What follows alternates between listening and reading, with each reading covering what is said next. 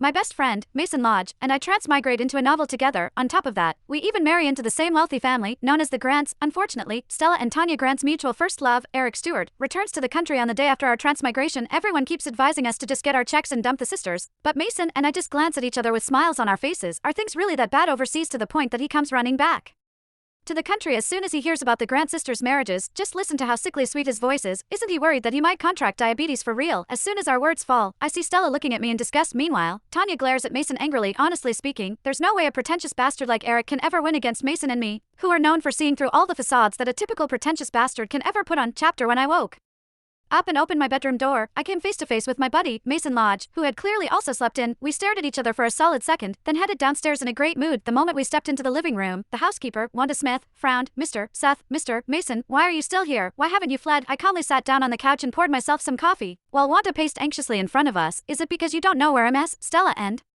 Tanya have gone today? Mason shrugged lazily. We know, Eric Stewart is back from abroad. They went to pick him up from the airport. Who is Eric Stewart? He was the unattainable true love that both Stella and Tanya Grant wanted but couldn't have. I thought back to yesterday, when Mason and I first transmigrated into this book. We actually thought we would be living the carefree life of rich live-in sons-in-law from then on, but when we happily went to check out what the female leads looked like, we accidentally caught them on a video call with Eric. On screen, Eric looked all wronged and pitiful, his voice sickly sweet and cloying as he asked, Stella, Tanya, how could you two get married so abruptly? Can we still be like we used to in the book? My wife, the famously cold and aloof CEO, Stella Grant, lost her cool. Her tone was suddenly gentle beyond imagination. Eric, don't be like that. No matter what happens, you'll always be the most important person in my heart. But Eric's eyes dimmed. But what if they don't like me? Maybe I just shouldn't go back tomorrow. Mason's wife, Tanya, who usually carried herself like an unapproachable ice queen, now frowned, her tone tough and protective, as if they dared dislike you. This is the Grant family. Who cares what they like and don't like? Eric, just come back without a worry. We'll go pick you up tomorrow morning. There will always be a room in the Grant residence waiting for you. Mason and I both rolled our eyes and complained to each other. What a waste of such good-looking faces. How is a wife with zero emotional value any different from a deadweight? We're loaded, and we don't have kids. Nothing else matters as long as the two of us lead good lives here. Agreed. So the two of us took off together in a limited edition sports car and disappeared for the whole afternoon. We finally came back carrying the newest game console, as happy as larks. That was why, on this day, we were completely cool about the whole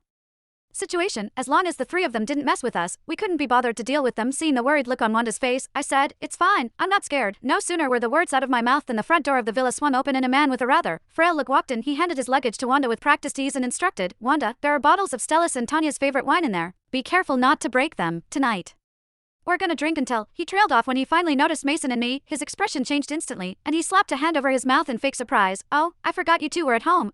Please don't take what I just said to heart. Okay, I took a calm sip of coffee and crossed one leg over the other. So you do know you sound pretty awful. Huh? Mason stretched and chimed in. That's what all pick-me guys are like. At our words, Eric froze on the spot for several seconds before he finally